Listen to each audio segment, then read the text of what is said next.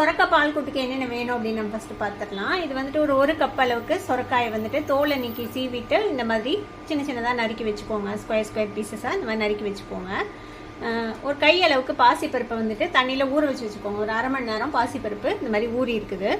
ஒரு கப் அளவுக்கு பால், நம்மளோட நார்மல் பால் தான், ஆவின் பாலோ எந்த பாலோ, காய்ச்சி ஆற வச்ச பால். இது ஒரு கப் அளவுக்கு எடுத்து வச்சுருக்கிறேன். 1/4 டீஸ்பூன் வந்துட்டு கடுகு, அரை டீஸ்பூன் சீரகம், ஒரு கால்வாசி பெரிய வெங்காயத்தை இந்த மாதிரி பொடியாக நறுக்கி வச்சுக்கோங்க. பச்சை மிளகாய் வந்து காரத்துக்கு எவ்வளோ வேணுமோ அந்த அளவுக்கு நான் வந்துட்டு 2 பச்சை மிளகாயை இந்த மாதிரி நறுக்கி வச்சுருக்கிறேன் நீல வாட்டில். இதில் வேறு எதுவும் நம்ம காரத்துக்கு சேர்த்த மாட்டோம், அதனால தேவையான அளவுக்கு பச்சை மிளகாய் சேர்த்திக்கோங்க. ஒரு 3 பல் பூண்டு இந்த மாதிரி நசுக்கி வச்சுருக்கேன். கொஞ்சமாக கருவேப்பிலை. ஒரு ப்ரெஷர் குக்கர் அடுப்பில் வச்சுருக்கிறேன். அதில் வந்துட்டு கொஞ்சமாக எண்ணெய் விட்டுக்கலாம். கம்மியாக விட்டிங்கன்னா போதும். ஒரு 2 டீஸ்பூன் அளவுக்கு எண்ணெய் சூடானதும் நம்ம எடுத்து வச்சிருக்க இந்த கடுகு சீரகம் சேர்த்திக்கலாம்.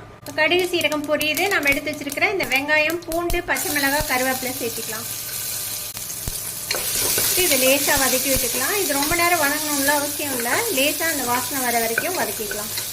பூண்டும் வெங்காயமும் வதங்கிடுச்சு. இப்போ நம்ம நறுக்கி வச்சிருக்கிற இந்த சொரக்காவை சேர்த்திக்கலாம்.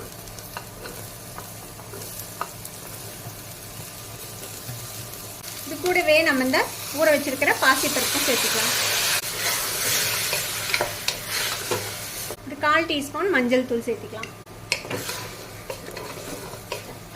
கூட்டுக்கு தேவையான அளவுக்கு உப்பு சேர்த்துக்கலாம். நல்லா கலந்து விட்டு நம்ம எடுத்து வச்சிருக்கிற பால் இருக்குல்ல, இந்த பால் சேர்த்து இதை நம்ம வேக வச்சுக்க போறோம். உப்பு காரம் செக் பண்ணிக்கோங்க. தேவைப்பட்டா இன்னொரு பச்சை மிளகாய் கூட நீங்கள் இந்த ஸ்டேஜில் சேர்த்திக்கலாம். இதில் உப்பு காரம்லாம் சரியா இருக்குது. இப்போ நம்ம குக்கரை மூடி ப்ரெஷர் குக் பண்ணி போகிறோம். ஒரே ஒரு விசிலுக்கு. குக்கர் மூடி போட்டாச்சு. இது ஒரு விசில் வரட்டும், அது வரைக்கும் நம்ம வேக வச்சுக்கலாம். இப்போ ஒரு விசில் விட்டு ஆஃப் பண்ணியாச்சு. பார்த்தீங்கன்னா தெரியும், சொரக்காய் வந்துட்டு நல்லாவே வெந்துருச்சு. நல்லா பிஞ்சு சொரக்காய் இருந்தால் ஒரே விசில் தான் வெந்துடும். திரும்பவும் நம்ம அடுப்பு ஆன் பண்ணிக்கலாம். உங்களுக்கு வந்து கூட்டோட கன்சிஸ்டன்சி கொஞ்சம் தண்ணியாக இருக்குது அப்படிங்கிற மாதிரி ஃபீல் ஆச்சுன்னா நீங்கள் இதில் வந்து கொஞ்சமாக அரிசி மாவு கரைச்சி விடலாம்.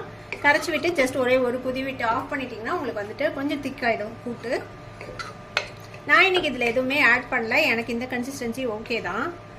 பாருங்க, இந்த மாதிரி ஒரு கன்சிஸ்டன்சியில் இருக்குது. இது வேணும்னா இன்னும் கொஞ்சம் சுண்ட விட்டு நம்ம வந்துட்டு ஆஃப் பண்ணிக்கலாம். அவ்வளோதான். நம்ம பாசி பருப்பும் சேர்த்திருக்கிறோம்ல, அதனால இது வந்துட்டு கொஞ்சம் திக்க ஆகிடும் ஆற. அவ்வளோதான். ஒரு 2 கொதி வந்ததுமே பாருங்க நல்லா திக்காயிடுச்சு நம்மளோட கூட்டு.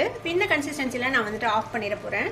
இந்த சொரக்காய் பால் கூட்டு வந்து சாதத்தோட பிணைஞ்சு சாப்பிடலாம், இல்லை நீங்கள் மித்த இது கூடவே வச்சு சாப்பிடலாம். ரொம்பவே நல்லாயிருக்கும். கண்டிப்பாக ட்ரை பண்ணி பாருங்கள். ட்ரை பண்ணி பார்த்துட்டு எப்படி இருந்தது அப்படின்னு கமெண்ட்ஸில் ஃபீட்பேக் கொடுங்க. இந்த வீடியோ உங்களுக்கு பிடிச்சிருந்தா சப்ஸ்கிரைப் பண்ணுங்கள். பக்கத்தில் இருக்கிற பெல் ஐகானை கிளிக் பண்ணுங்கள். அப்போ தான் ஃபியூச்சர் நோட்டிஃபிகேஷன்ஸ் உங்களுக்கு உடனே வந்து சேரும். லைக் பண்ணுங்கள், ஷேர் பண்ணுங்கள். தேங்க்யூ ஃபார் வாட்சிங் வீடியோ வியூவர்ஸ். Bye bye.